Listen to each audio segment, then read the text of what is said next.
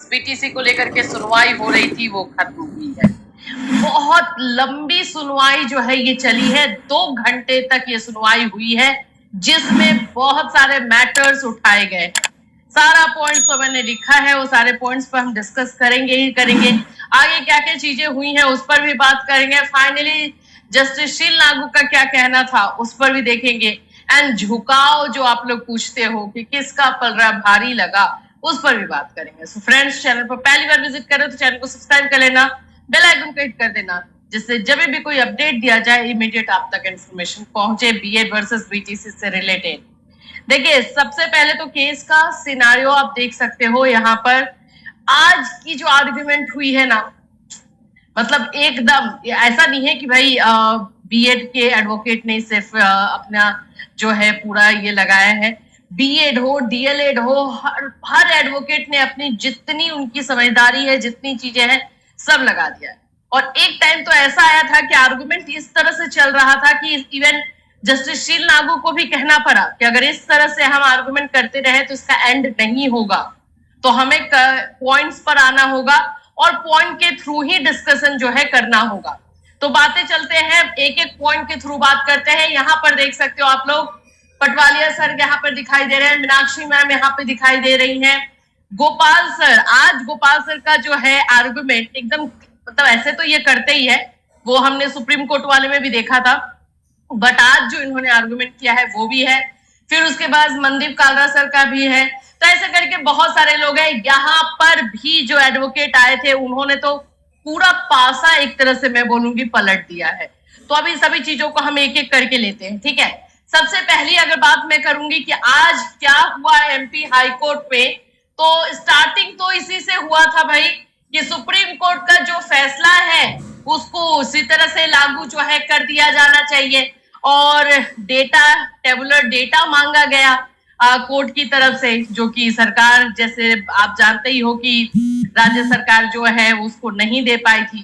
तो उस पर भी ये हुआ कि आज लगता नहीं है कि बीएड वाले जो है कुछ कर पाएंगे, कोई भी आर्गुमेंट या कुछ के लिए भी प्रिपेयर होंगे। जब डेटा लेकर के ही नहीं गए हैं, उसका सबमिशन ही नहीं हुआ, तो फिर और क्या हो सकता है।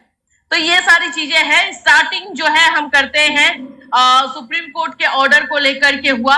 यहाँ पर जो डीएलएड के एडवोकेट्स थे, जैसे हम अगर स्टार्टिंग करते हैं गोपाल सर से, उनका एक जो कोर्ट ऑर्डर था उसी से उन्होंने स्टार्ट किया है। देखो, कोर्ट ऑर्डर जो सुप्रीम कोर्ट का ऑर्डर था, इस पर बहुत बहस हुई है और इतना ज्यादा जो है तोड़ मरोड़ जो है सुप्रीम कोर्ट के ऑर्डर को किया गया है ना, क्या ही मैं बताऊं।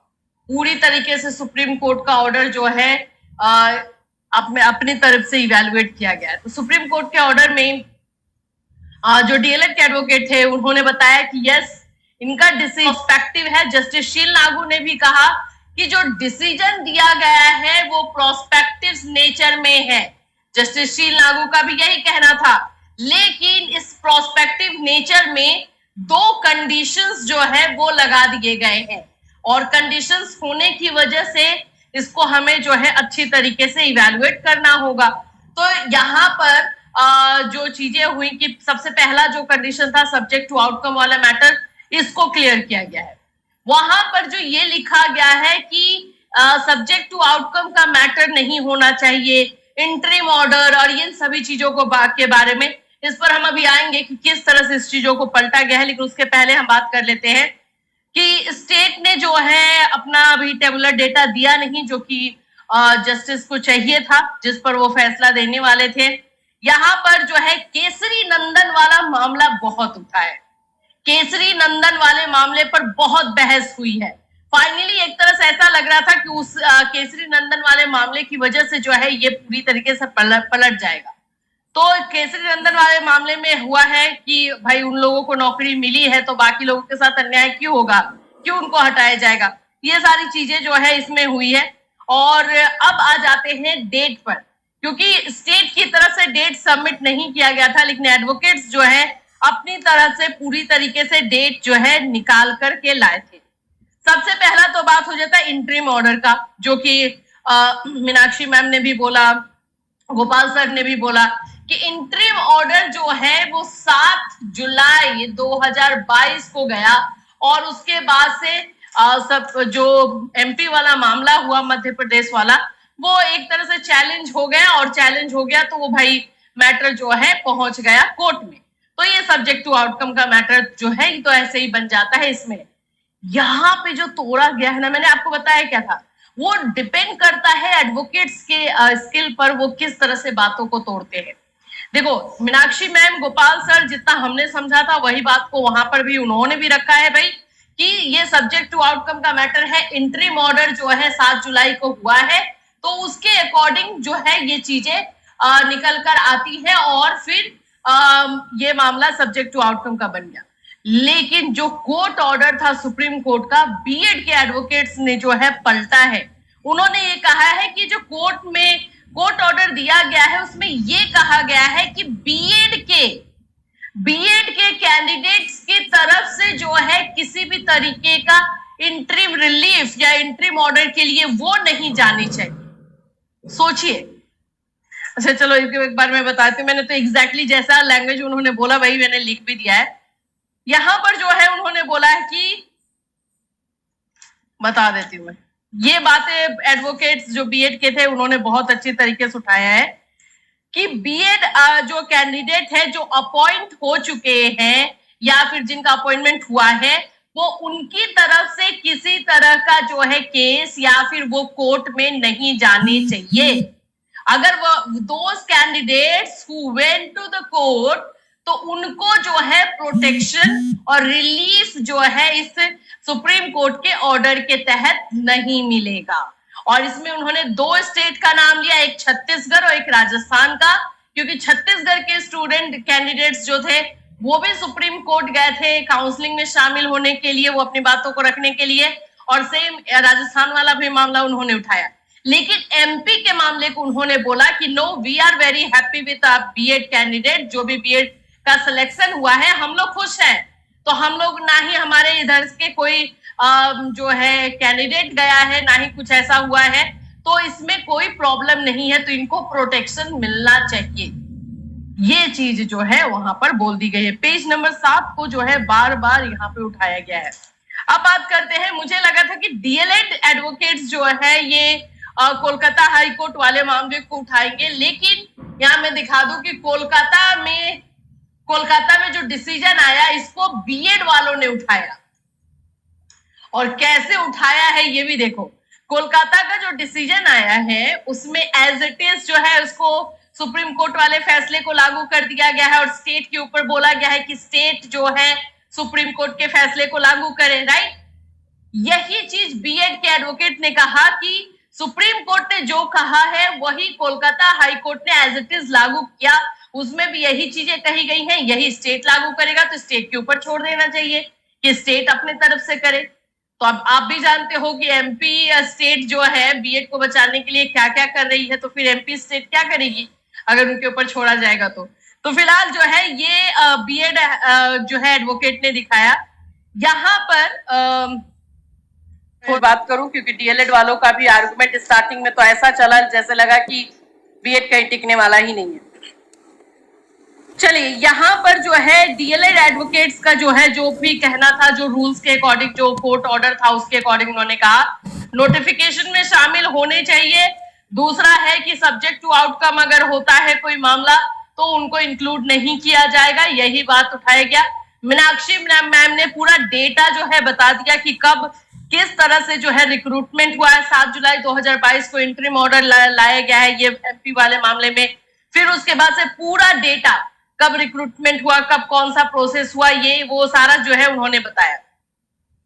यहाँ पर मीनाक्षी मैम का एक और कहना था कि डीएलएड के बच्चे जो हैं उन लोगों के पास सिर्फ प्राइमरी है। ये मामला जो है अब पहले से ही बीएड के बच्चे बोलते थे कि इसको उठाया जाना चाहिए। तो यहाँ पर जो है डीएलएड एडवोकेट्स मीनाक्षी मैम की तरफ से बोला गया कि डीएलएड के पास सिर्फ और सिर्फ 1 to 5 है, और इसीलिए सुप्रीम कोर्ट ने भी यह फैसला जब 11 अगस्त 2023 को सुनाया था तो इस बात को देखा था। और बीएड के पास 6 to 8 है, पूरा 6 to 12 है, तो इनके पास जो है ज्यादा वैकेंसी का एरिया जो है ज्यादा है। तो ये बात जो है मीनाक्षी मैम ने बोला, ठीक। इसको कट करते हुए जो है बीएड के एडवोकेट्स ने बाद में बोला है, जो वहां प्रेजेंट थे, उन्होंने बोला, उन्होंने एमपी का जो पूरा रूल्स है, एमपी का जो टीचिंग रूल्स है, रिक्रूटमेंट रूल्स है, उसको पढ़ा है और उसमें उन्होंने बताया है कि बीएड और डीएलएड दोनों को जो है प्राइमरी में या फिर ऊपर में जो है एलिजिबल रखा गया है, एलिजिबिलिटी उन लोगों की बना करके रखी गई है। तो ये पूरा जो एमपी का रूल है उसको उन्होंने पढ़ा और ये भी पढ़ा कि राजस्थान वालों में ऐसा रूल नहीं था, जिसकी वजह से बीएड वालों को जो है वो जाना पड़ा था कोर्ट। ठीक है, ये एक चीजें हुई। अब यहाँ पर जो केसेस उठाए गए हैं उस केसेस की बात करते हैं। सरोज कुमारी वाला केस उठाया गया बीएड के एडवोकेट की तरफ से। रामजीनी वर्सेस आंध्र प्रदेश वाला जो मामला था वो उठाया गया है, रेफरेंस के तौर पे रखा गया है कि किस तरह से उनको रिलीफ मिला और उन्हें मिला हुआ है। फिर उसके बाद से जो है फाइनली जो कंक्लूजन जो है ये दिया गया है बीएड के एडवोकेट्स की तरफ से कि एमपी का मामला, एमपी के जो बीएड के कैंडिडेट है जो सिलेक्ट हुए हैं वो सेटिस्फाइड है, गवर्नमेंट सेटिस्फाइड है, वो सब सही है और इसमें किसी तरीके का केसेस जो है बीएड बच्चों की तरफ से नहीं गया है, तो उनको प्रोटेक्शन मिलना चाहिए, ये पूरी तरह से बोला गया है और बार बार इसी बात को जो है उठाया जा रहा था। तो यहाँ पर बीएड और डीएलएड का जो मामला था वो इस तरह से निकल कर आया और इसमें जो है केसरी नंदन वाला मामला हो जाए या बाकी सारे केसेस का रेफरेंस हो जाए, वो लिया गया है। जो जस्टिस शील नागू थे, अब आप लोग ये जरूर जानना चाहोगे कि जस्टिस शील नागू का जो है इस पर क्या रेफरेंस था या वो क्या जानना चाहते थे। देखो, जस्टिस शील नागू का 2-3 चीजों पर बहुत क्लियर जो है उन्होंने क्वेश्चन पूछा था। वैकेंसी कब आई थी, ठीक है, एप्लीकेशन कब हुआ, तो ये भी बताया गया 2020 में। तो इसको देख करके भी वो शॉक्ड हो गए कि भाई ये 2020 का मामला है और फैसला 2023 में आया है, तो ये तो काफी पहले का मामला है। फिर उसके बाद से उनका था कि रिक्रूटमेंट कब हुआ है, तो ये भी बताया गया कि मार्च 2023 में जो हुआ है, तो ये भी उन्होंने देखा कि पहले ही हुआ है। उनका जो क्वेश्चन था वो मैं आपको बता रही हूँ, ठीक है। फिर उसके बाद से उनका जो है क्वेश्चन था कि जो इन लोगों ने केसरी नंदन और बाकी सारे जो केसेस रखे उसके बारे में भी उन्होंने क्वेश्चन किया। तो यहाँ पर लास्ट तक ये सारी चीजें हुई हैं। स्टार्टिंग में अगर हम बात करते हैं तो डीएलएड के एडवोकेट्स जैसे मनदीप कालरा सर है, उन्होंने उत्तराखंड का रेफरेंस दिया। उन्होंने जो है बताया कि किस तरह से उत्तराखंड और छत्तीसगढ़ में जो है बीएड को बाहर किया गया है और इस तरह से उन्होंने अपना पॉइंट ऑफ व्यू रखा। मीनाक्षी मैम ने पूरा डेटा दिया ही साथ में और ये भी बताया कि डीएलएड वाले बच्चों के लिए जो है ये जरूरी है और वही एग्जैक्टली एक्चुअल क्वालिफिकेशन 1 to 5 के लिए वही है।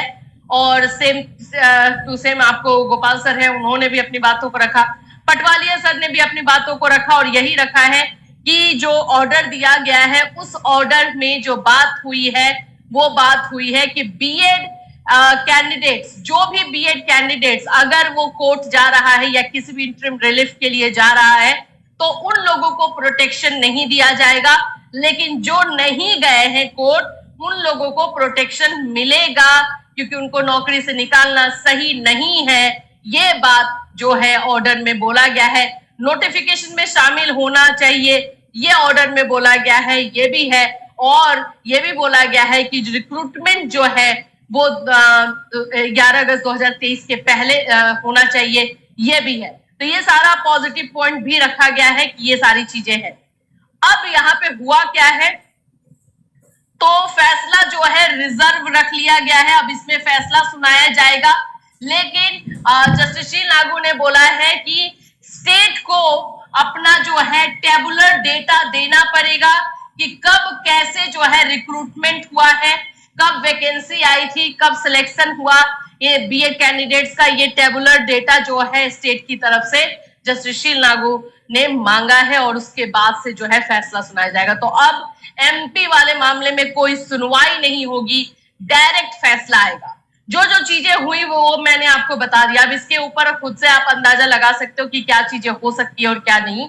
और बाकी सारी जो चीजें भी होंगी उसके बाद फैसला आने के बाद पता चल जाएगा। तो आज के कोर्ट रूम का यही हाल था, जो सिंपल लैंग्वेज में मैंने आपको बताया। यही सारी चीजें जो है चली। इससे रिलेटेड और कोई क्वेश्चन या कंफ्यूजन या कोई और अपडेट आएगा तो डेफिनेटली हम आपको इन्फॉर्म करेंगे। Till then take care.